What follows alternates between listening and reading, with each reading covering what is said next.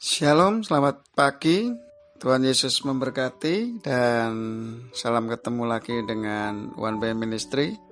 Tuhan mengajarkan tentang iman. Iman itu adalah dasar dari segala sesuatu yang kita harapkan dan bukti nyata dari yang tidak kita lihat, ya. Dan sedangkan kita diselamatkan itu karena oleh iman, dan iman itu bukan dari kita sendiri yang karena kita kepingin, aku percaya itu. Iman itu timbul karena itu pemberian Allah, ya.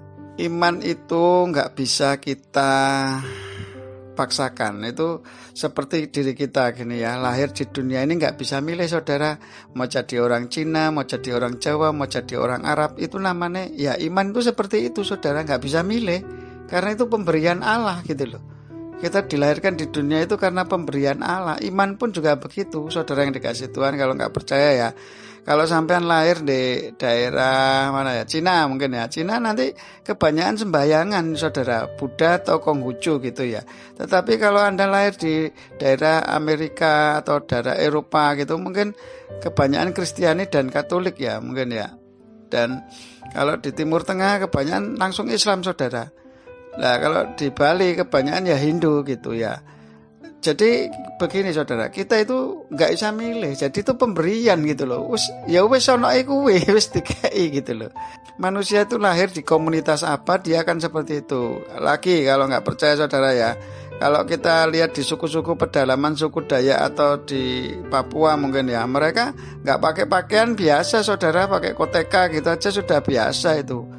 Dan mereka nggak malu. Kalau kita disuruh seperti mereka di komunitas kita yang seperti ini, ya kita akan malu, saudara, gitu loh. Sebaliknya mereka merasa risih, ya, kalau suruh pakai pakaian gitu loh. Sampean ke Papua mungkin, ya, tetap ketemu orang asli sana, ya, cuma pakai koteka aja, saudara, gitu loh. Ya itu namanya nggak bisa milih, saudara. Makanya iman itu seperti itu, saudara. Kita nggak bisa milih. Itu pemberian Allah. Jadi kalau kita sudah dipilih Allah menjadi orang-orang yang percaya Tuhan Yesus sebagai juru selamat itu, ya, harusnya bersyukur karena itu anugerah, kata Tuhan. Anugerah itu adalah sebetulnya kita nggak layak menerima tapi diberi.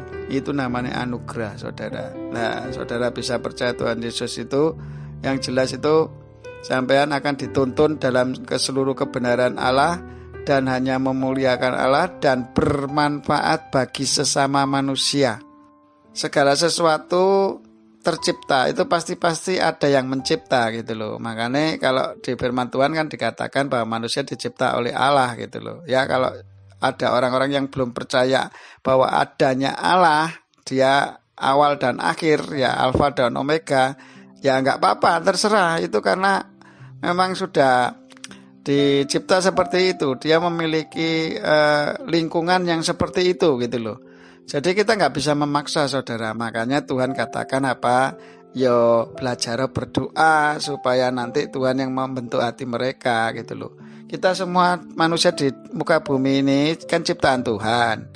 Lah, Tuhan itu yang paling ngerti isi hati, pikiran dan perbuatan manusia semua di seluruh muka bumi ini. Makanya ya kita hanya bisa berdoa kepada Tuhan supaya manusia-manusia yang belum percaya kepada Tuhan supaya dijamah hatinya, karena yang sanggup mengubah hati, perbuatan dan pikiran manusia itu hanya Sang Pencipta, saudara. Orang-orang yang hidupnya bergantung pada keadaan dunia ini, mereka pasti Tuhannya sangat minim sekali, ya, minim sekali. Persentase bertemu dengan Tuhan, membaca firman, memuji, menyembah, berdoa, berkomunikasi dengan Tuhan sangat minim sekali. Tetapi kalau orang hidupnya di dalam roh Tuhan, pasti komunikasinya lebih banyak. Hampir dia setiap saat itu mesti memikirkan, ini berkenan baik Tuhan enggak, ya? Nah, kalau aku melakukan ini, kalau berkenan baru dia jalani, begitu. Dan tanggung jawab kita di hadapan Tuhan itu masing-masing.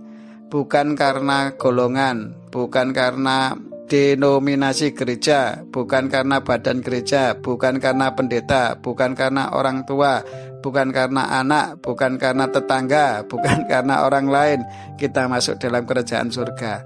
Kalau kita ngejar dunia, kita nggak dapat surga. Tetapi kalau kita ngejar ajaran Tuhan, berjalan bersama Gusti Allah, berjalan bersama Tuhan, pasti kita dapat harta dunia, pasti dicukupkan lah hidup di dunia ini. Nggak mungkin nggak dicukupkan sama Tuhan. Ya, gitu loh. Saya aja dulu ya lahir nggak punya apa-apa, ya toh sekarang saya punya istri, punya anak, terus ya punya rumah, punya ya pokoknya cukup lah ya, kendaraan bermotor, wis cukup lah, pokoknya bisa hidup cukup, diberkati Tuhan. Itu kalau kita ikut Tuhan. Tapi kalau kita nggak ikut Tuhan ya ono yang gersolo wae, mbok dikasih kaya, mbok dikasih yang lebih kaya dibanding orang lain, banyak yang miskin di bawah kita masih banyak, kita nggak bisa bersyukur. Wah, sik kurang. Kesombongan itu yang akan membuat kita dipacu oleh bapak pendusta untuk merendahkan orang lain dengan memperkaya diri kita. Nah, makanya ayo kita balik lagi ke iman tadi ya. Iman itu pemberian Allah, yaitulah di dalam Ibrani dikatakan bahwa iman itu dasar dari segala sesuatu yang kita harapkan ya.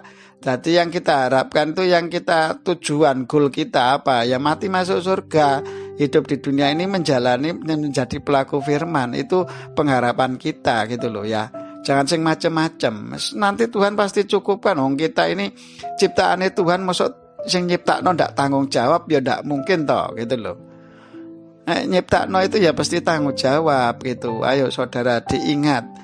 Masuk kita punya anak, masuk anak kita mau kita klelerkan, ya nggak mungkin lah. Kita pasti berusaha semaksimal mungkin bagaimana supaya anak kita lebih baik dari kehidupan kita. Ya itu contohnya begitu saudara. Kita ciptaan Allah, kita ciptaan Tuhan, pasti Tuhan itu memberikan yang terbaik untuk kita. Bahkan Dia rela mati untuk kita supaya kita jadi hidup dan kita diampuni dosanya. Ayo saudara kembali lagi ya.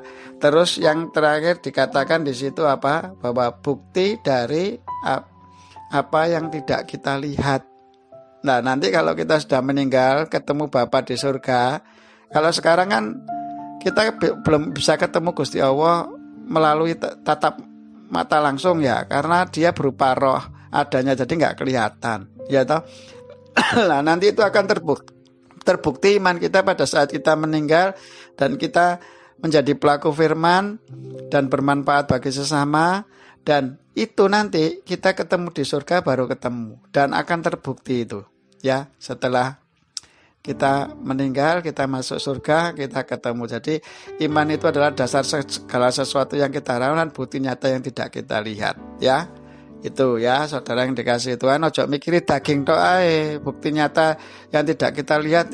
Beriman opo terus akhirnya akhirnya aku dhisik punya pengharapan duwe mobil, akhirnya sekarang terbukti bahwa mobilnya aku punya. Nah, itu kan secara daging semua saudara. Jangan arahnya ke sana tuh ya saudara, arahnya ke Tuhan aja. Nanti kalau masalah berkat Tuhan cukupkan, ya sudah kita terima gitu loh. Kita dijadikan kaya ya kita harus jadi berkat bagi banyak orang, jangan dipek dewek saudara ya. Iman itu ya kepada Tuhan, kalau Tuhan ajarkan itu pada saat kapan sih kita melayani Tuhan. Tuhan katakan pada saat kau melayani saudaraku yang paling hina, berarti orang-orang yang paling miskin saudara. Kalau kita melayani orang-orang yang sudah mampu itu ya sebetulnya ya menurut saya kurang pas itu ya. Tuhan bilang pada saat saudaramu yang paling hina itu kamu kasih makan, kamu minum, kasih pakaian gitu ya, kasih tumpangan itu. Itulah pada saat itulah kamu melayani aku, kata Tuhan. Ayo benarkan porsi kita untuk menjadi berkat bagi orang-orang yang tidak mampu saudara. Itu yang Tuhan ajarkan.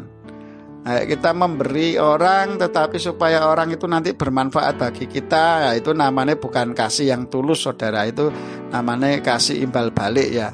Itu kayak orang kerja aja itu. Kalau tidak bisa memuaskan diri kita ya kamu tak pecat, istilahnya begitu. Kalau jadi bos itu enggak begitulah. Kasih Tuhan tuh enggak seperti itu. Dia tulus, bahkan Dia rela mati, nyawanya diberikan kepada kita supaya kita jadi hidup ya, melalui pengorbanannya Dia di kayu salib.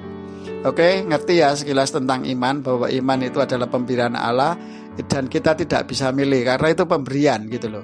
Wis ngertine iki anugerah, iki pemberian Allah, jadi kowe gak bisa milih iman itu ya. Jadi itu daripada Tuhan. Makanya ayo digunakan dengan baik-baik anugerah ini. Anugerah itu sebenarnya kita tidak layak menerima tapi diberikan ke kita ya. Ayo kita gunakan iman yang sudah diberikan Tuhan ini menjadi pelaku-pelaku firman, dan roh kita tetap menyala-nyala berjalan dalam roh Tuhan ya toh, menjadi berkat bagi banyak orang, mengasihi sesama seperti diri kita sendiri. Oke. Ini sekilas tentang iman. Pengharapan kita adalah masuk surga dan menjadi pelaku-pelaku firman, dan nanti kita akan terbukti bertemu dengan Tuhan memerintah 1000 tahun damai. Oke, Bapak terima kasih pada pagi hari ini, sungguh luar biasa firman-Mu, sederhana sekali tentang iman Tuhan.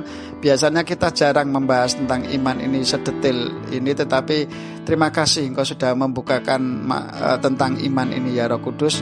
Kami yakin dan percaya setiap pendengar firman-Mu di One Way Ministry, di channel YouTube kami ini Tuhan, ataupun di media sosial yang lain atau di HP, kami yakin dan percaya mulai pagi hari ini mereka diperbaharui pengertiannya, pemikirannya, suasana rohnya mulai menyala-nyala melayani Tuhan, dan biarlah mereka selalu bertekun di dalam Engkau, karena manusia meninggal tidak ngerti waktunya kapan, bukan anak muda, bukan orang tua, bukan laki-laki, bukan perempuan, ataupun sakit tidak sakit, mereka bisa Engkau panggil setiap saat dan menghadap di hadapan-Mu. Biarlah kami mempersiapkan diri kami terus di dalam rencana dan kehendak-Mu, di dalam hadirat-Mu Tuhan, supaya kami setiap hari bisa berkenan kehidupan kami untuk kemuliaan nama-Mu. Biarlah iman yang sudah Engkau berikan merupakan anugerah yang luar biasa ini Tuhan. Sebetulnya kami tidak layak menerima, tapi Engkau layakkan karena Engkau rela mati di kayu salib untuk mengorbankan, untuk menebus dosa-dosa kami. Saya berterima kasih dengan luar biasa Tuhan. Ampuni dosa-dosa kami bila kami bersalah di hadapan-Mu Tuhan, dan ampuni semua kesalahan kami. Biarlah keselamatan itu terjadi atas kehidupan kami, dan pemulihan demi pemulihan terjadi atas kami, dan penyertaan-Mu mengalir atas kami, bahkan pemeliharaan-Mu terjadi atas setiap kehidupan kami semua yang mendengar kuasa firman pada saat ini. Perubahan terjadi, jadikanlah kami rema-rema yang berkenan di hadapan-Mu dan menyenangkan hati-Mu. Roh kami terus menyala-nyala Tuhan, dengan penuh sukacita bersyukur dan tekun berdoa, dan persembahan tubuh yang hidup, yang kudus dan berkenan kepada-Mu menjadi bagian atas setiap kami semuanya yang mendengar kuasa firman-Mu ini. Biarlah kami beriman kepada Engkau, memiliki tujuan pengharapan kami mati masuk surga dan memerintah bersama-sama dengan Engkau 1000 tahun damai. Terima kasih ya Bapak, terima kasih Yesus, terima kasih Roh Kudus. Semua kuasa firman-Mu telah bekerja, dan kami umat-Mu yang berkemenangan, karena Engkau Allah di pihak kami, siapakah lawan kami? Karena Engkau ada di pihak kami, maka Engkau Allah yang selalu turut bekerja mendatangkan kebaikan bagi kami, untuk semua yang terbaik atas setiap kehidupan kami sekarang sampai selama-lamanya. Di dalam nama Yesus, segala kemuliaan, pujian, hormat, kuasa, keagungan, kejayaan, kemasyhuran, dan kejayaan hanya bagi nama Yesus Kristus Tuhan atas hidup kami semuanya. Haleluya. Amin.